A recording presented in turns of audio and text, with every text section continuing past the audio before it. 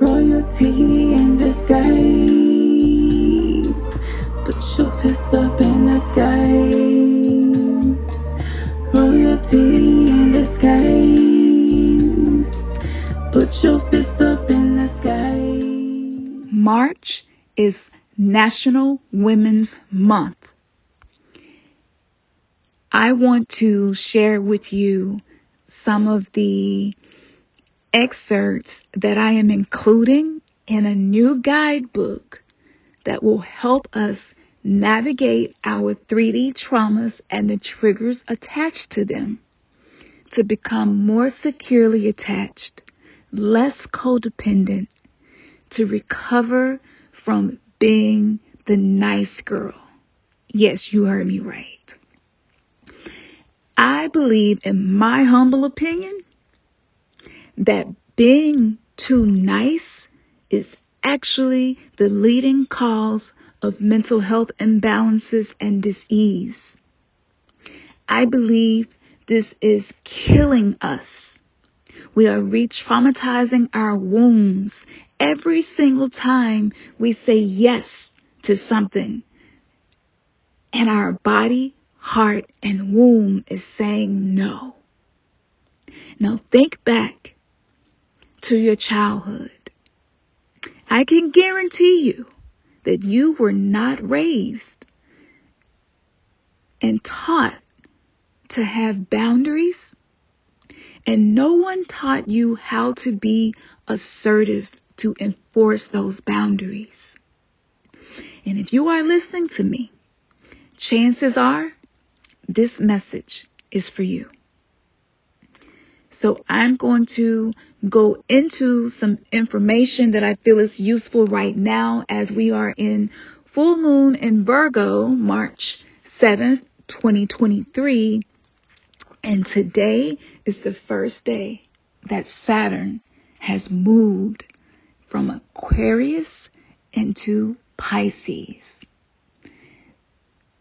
With this movement that is happening, women on this planet are being called to respect themselves, to value themselves so much.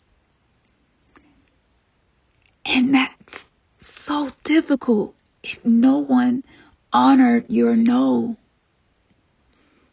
If you are new here, I have a history of molestation, rape, sexual abuse, physical abuse, emotional, mental abuse, trauma, suicidal ideation, suicidal attempts, depression, complex PTSD. And I am a survivor of a dysfunctional, toxic, narcissistic family. I was the scapegoat of the family. Okay, I was the martyr of the family, expected to sacrifice my wants, desires, and needs for the sake of others, which is summed up in the word codependency. A woman who is dealing with codependency is likely to attract a partner that may not be able to return emotional validation, emotional connection, and also the ability to be vulnerable, the ability to be accountable for their behavior, what they say, how they treat you, and how it makes you feel. In my twin flame journey, some of the things that I learned about myself as I was working through my subconscious mind, which is the feminine part of our consciousness. And what I discovered was the amount of times that I did not feel safe and I took down a boundary or didn't acknowledge the boundary or didn't have the ability to see that the boundary was more important than me people pleasing, partner pleasing, catering to our man. The 3D matrix patriarchal system has programmed women to feel like they have to be sexual vending machines with performance that will satisfy their partner to secure their partner's loyalty and trust. And as you can see with the 3D matrix and the illusions associated with them, that is crumbling. Okay? Now, let me get real vulnerable with y'all. Once I accepted that I was in a neurodiverse relationship, which basically means the way our brains are wired and the way we function is completely different. Due to the rise in pollution, genetic engineering of our foods, the chemicals, heavy metals, hip-hop especially, religion, and this man's world system. Our men have been gravely done a disservice, have been a part of disservice unconsciously. Most of the time it's just unconscious. And because the world is set up for them to succeed, they didn't have to cultivate their feminine side. For women, we, in order to be successful, to raise our children as single mothers, to be able to get out and get a job, work, hustle, whatever it is that you do to make income for yourself, that is masculine energy. So we learned what masculine energy was and how to use it, but men did not learn what feminine energy is and why it's so important to connect to a feminine dominant being. After discovering that my partner is more on the high-functioning autistic side, meaning he deals with things like emotional blindness, which is an inability to put himself in my shoes and feel where I'm coming from. This is characterized by having this extreme shame wound that comes up anytime he feels that he's being criticized by me, even if I'm not criticizing him. It was driving me nuts because I worked so hard to have a healthy form of communication with him. And when I began to do research, I discovered that vaccines, there was a whistleblower who talked about the clinical trials, and over 30% of the black boys that received these heavy metal shots, it affected them significantly, and they suffered brain damage. Brain damage comes in many different levels. You do not have to have a concussion or something just really extreme. On top of that, the toxic, dysfunctional ways we have been coping, navigating the world with our ego, using the false self to make connections. Well, this led to a sense of entitlement that men had. So I don't have to see where you're coming from, and I don't have to be empathic. I'm a provider, and that's what I have been taught to do, and that's what I'm going to do. If you're lucky, because some men have a difficulty with being a provider.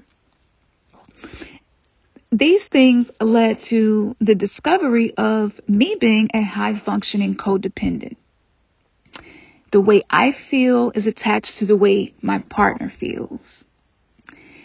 And if I feel good and he doesn't, behind it, I sometimes feel guilty. And I will absorb that energy into myself unconsciously as an empath. And I would match that frequency because I'm trying to regulate his emotions, help him feel comfortable so I can feel better. And maybe some of it is I want him to feel better genuinely. But codependency is this unconscious pattern where you can only feel good when those that you are attached to feel good. And this could be with children, coworkers, family members, friends, all across the board, even the way that you run your business, which is a separate conversation in itself that I'm going to include in this ebook that I am creating. So, upon discovering that, here is the huge boundary that I was missing, and I knew I needed to enforce. And it was this. As an empath, being in a close parameter, like laying in the bed together with somebody, okay? I have a tendency to absorb whatever the frequency is they are in based on their thoughts and emotions.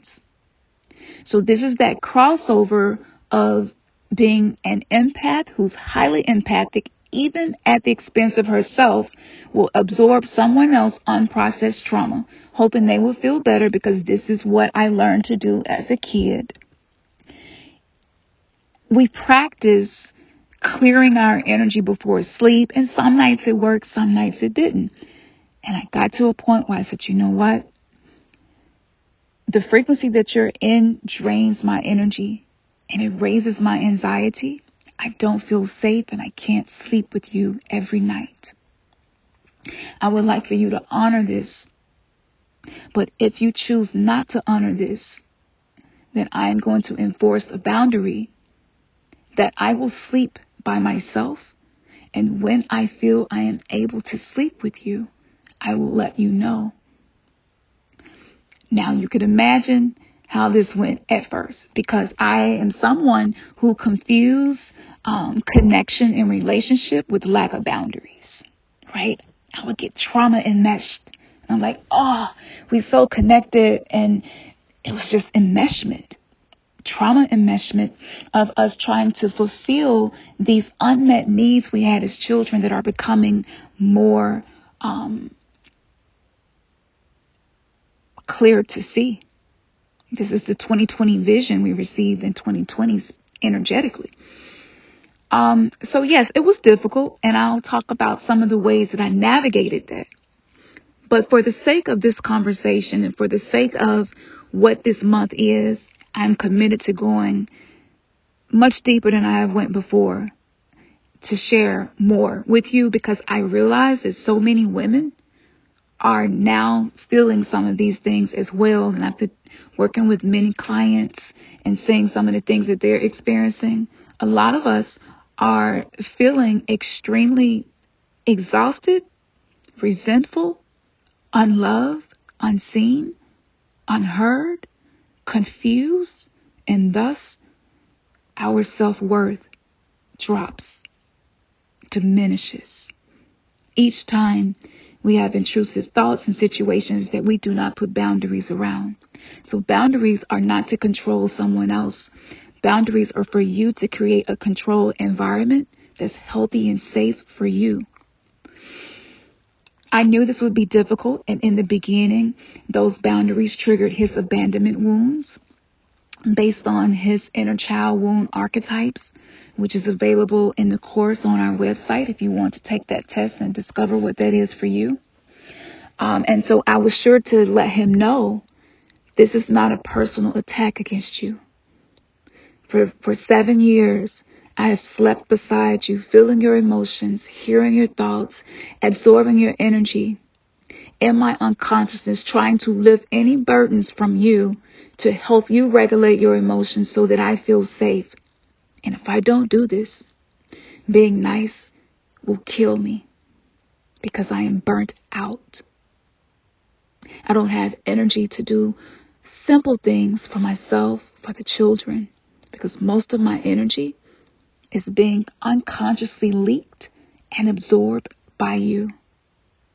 It took a few weeks of us practicing this, and so sex during this time was something that I knew wasn't going to benefit me, because the womb space of a woman is a reservoir. And no matter how disconnected a woman thinks she is, you absorb the energy and the mental patterns of the man, your partner that you are sleeping with, whenever you are interacting with him, even if he's not actually penetrating you. This is the anatomy of a woman. Women having boundaries protects us. And that's what it's meant to do. We are not possessions to be owned. Not having sex to a partner who is used to you saying yes, even if your heart and your body is saying no, oftentimes because of something that has happened between you or tension that has accumulated between you. Sometimes they don't know how to address those issues. This goes back to the emotional immaturity. The ego, which has created these unconscious patterns to keep them safe, totally different from a boundary. That's more like an unconscious wall. True intimacy can't happen. And if a woman betrays herself and says yes when her heart and body is saying no, oftentimes that leads to feeling guilty because you've betrayed yourself to please someone else. And by this point, if you're listening to me, I'm sure you are discovering that diminishes your value and your self-worth. So I told him, I won't have sex with you anymore unless I am aligned to feel safe to do so. I had to practice not controlling the way he reacted. The boundary I set for myself was whenever I speak my truth, even if that truth causes chaos, even if that truth makes me or someone else uncomfortable, I avoid feeling guilt later. So right now it's uncomfortable, but later I will feel better about myself because I'm finally living and loving myself courageously, being direct, honest, open, and brazen, unapologetically. So I want to share ways that you can disarm the ego during a low sex or no sex phase in your relationship. If your partner feels unappreciated or not being loved by you decreasing how much you have sex or maybe taking a break from sex altogether, they may be prone to anger and resentment among many other states of being while feeling threatened, because this may trigger abandonment, rejection, and betrayal wounds, and they may feel uncared for.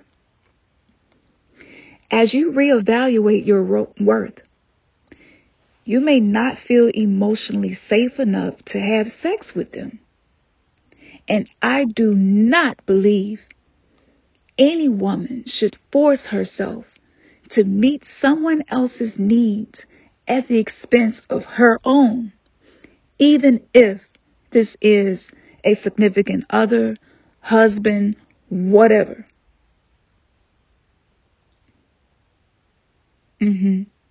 That's one of those statements that you just kind of sit with for a moment. You feel it to be true.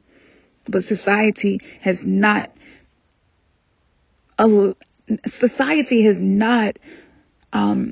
appreciated women for what they do, who they are, and their purpose, their abilities. So it is up to us to protect our worth. And just because you may have a marriage certificate or be engaged does not mean that your pussy is just free admission all day, 24/7, open like a fucking 7-Eleven. It does not.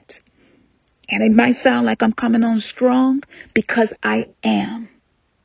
I'm sick of watching the cancer rates increase, breast cancer, uterine cancer. We're having to get hysterectomies before we're even 30 years old.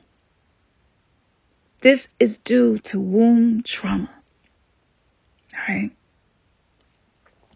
Now, healing codependents tend to take on all of the responsibility in relationships. The responsibility to create safety, to have connection, to be intimate, it leads to you running yourself in the ground, trying to take care of everything that everybody needs.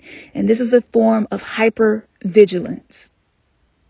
So we have the ability, because of how we are wired, to feel how someone we love is feeling without even being close to them. Okay?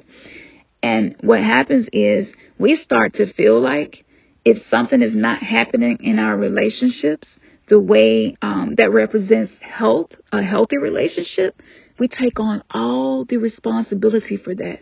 And oftentimes we're in relationships with someone who lacks the ability to be accountable because of everything that I have discussed that causes trauma and brain development issues. Now, this can be changed. We're not stuck like this forever, okay? And in the book, I go more into ways that you can approach your own healing journey.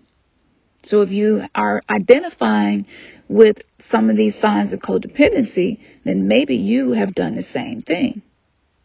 And oftentimes having sex when we really don't want to is an attempt to carry the responsibility of the relationship and the intimacy that we feel and know can be happening. But this is not our burden to bear. So I accepted that from now on, I will not be a sex vending machine that puts out without money, without connection, without honesty, and without trust and feeling safe.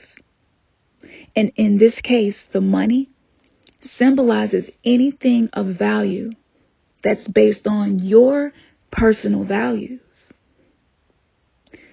When you value honesty, you will also be honest.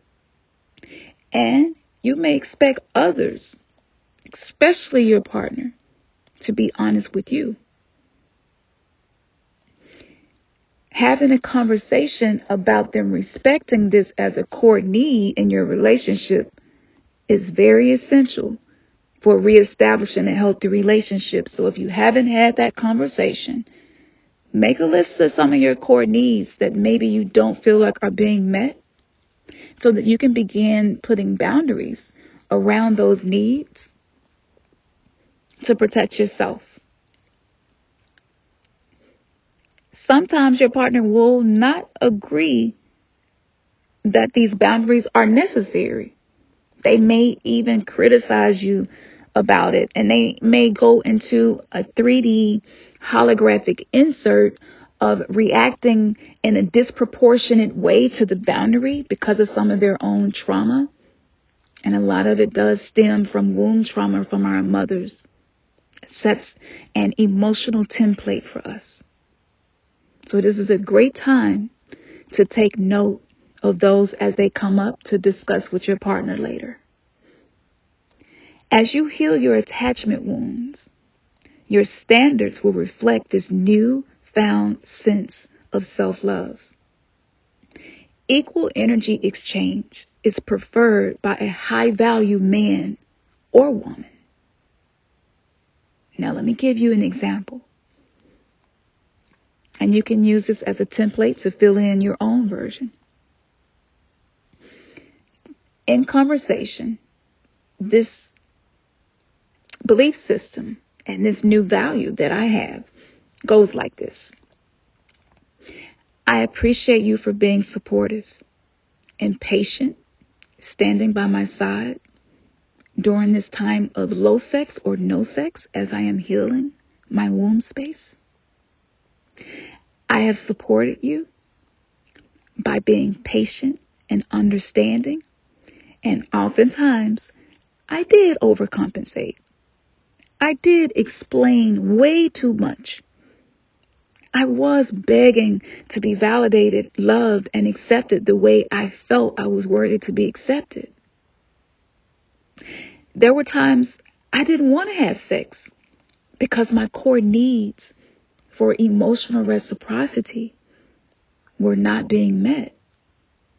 Yet I offered my body to give you pleasure while I was in pain, not only emotionally, mentally, psychologically.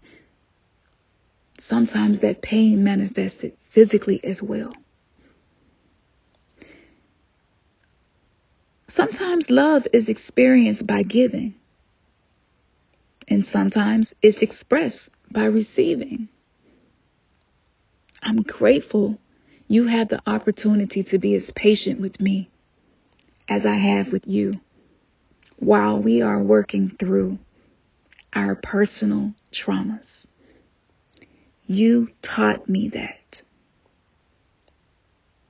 Now, that conversation is a template for how you express what you are feeling and the boundaries that you have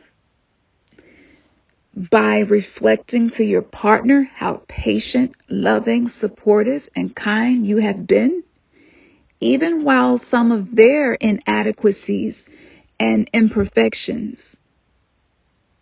were projecting onto you. It happens. And we've been through a lot in the last 3 years on planet Earth.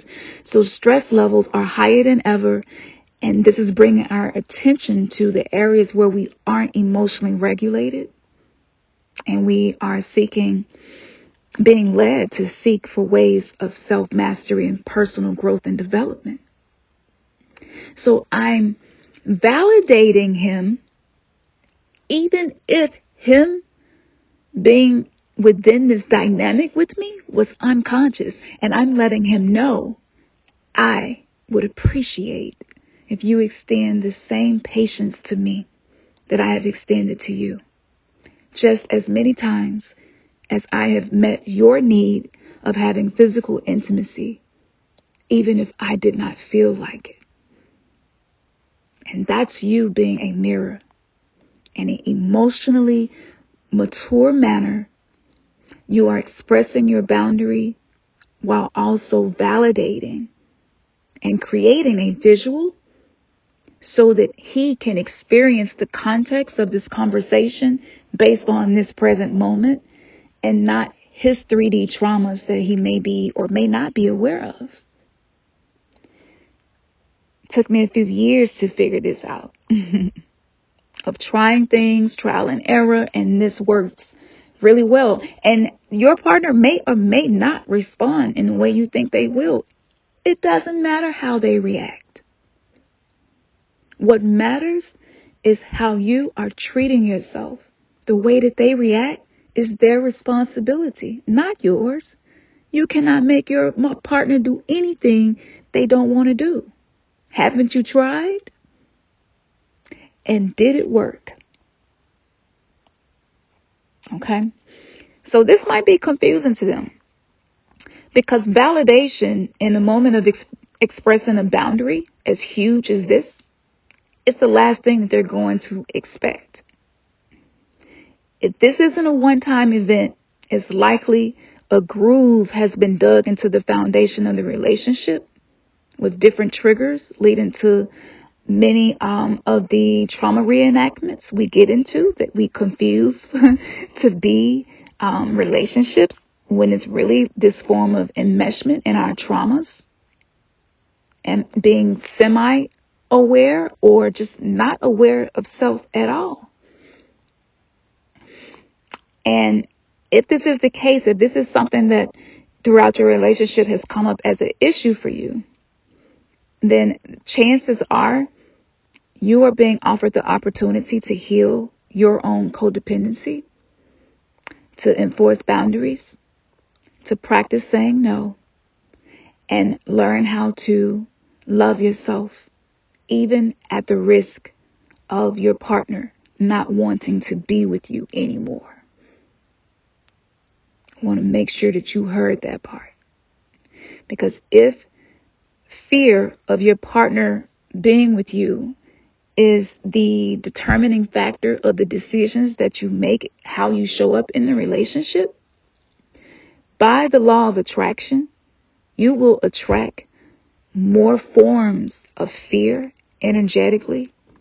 And this is going to show up as cognitive dissonance, feeling crazy, like what you're saying don't make sense, projections, blame shifting. All of these things happen when we drift off for too long in that space. So you want to catch these thoughts that create these emotions that lead to certain behaviors that may take you 2 steps back in your recovery of trauma reenactments, codependency, poor boundaries, and being too nice.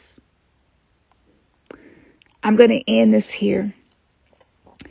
And before I do, I want to offer to you to check out the courses that we have on the website. The course for inner child healing is an energetic way to work through the energy vortex around you that hold the imprint of these traumas, because our body keeps the score of these traumas. And for me, going to a therapist and personal development was very helpful. But energetically, as an empath, I had no idea how to tune into my chakras.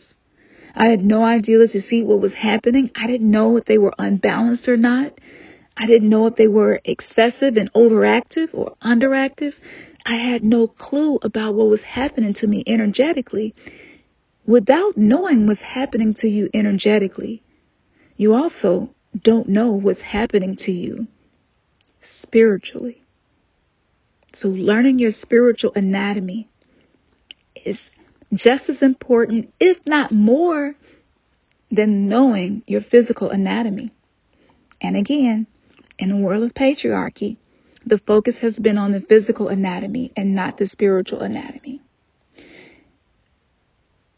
Once I began working in the energy healing that was required, that's when this guidebook developed. And so I charted my experiences, journaled, and took the most effective ways to approach these experiences and put them in the Inner Child Healing course, where you also receive a free ebook, affirmations, meditations. It's so much good stuff in there that you can begin using as your tool shed, your tool shed to deal with some of the traumas that may be coming up for you. And before I get off, I want to say one other thing as well. That course doesn't just stop at the inner child healing, because after I worked through that with the root chakra to feel safe, right, I discovered some really detrimental implants that were operating in my spiritual anatomy, in my vortex. No wonder, no matter how much I tried to manifest something, it seemed like I kept attracting more of what I did not want, and I could not figure out why.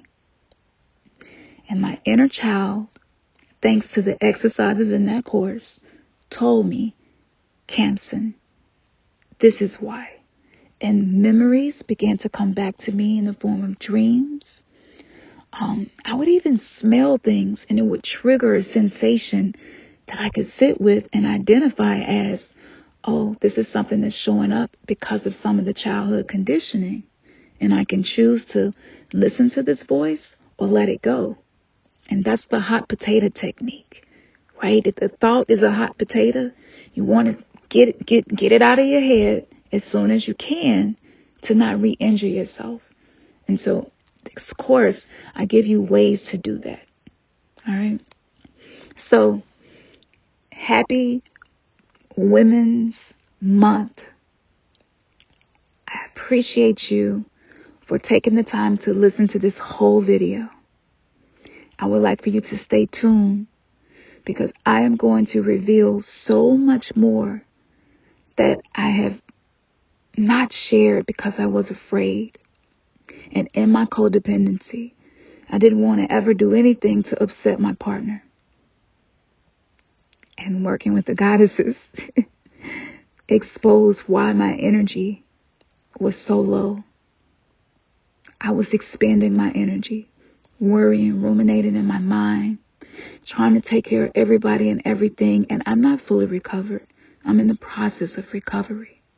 But while I am where I am, I allow people to see me not being okay, and I don't hide my struggles because I sincerely believe that shadows can be turned into superpowers. And I will live my authentic truth. And I will no longer allow someone else's perception of me to be owned by me as my identity. Because I'm not dented. And I might look broken, but the system is broken. I'm not broken.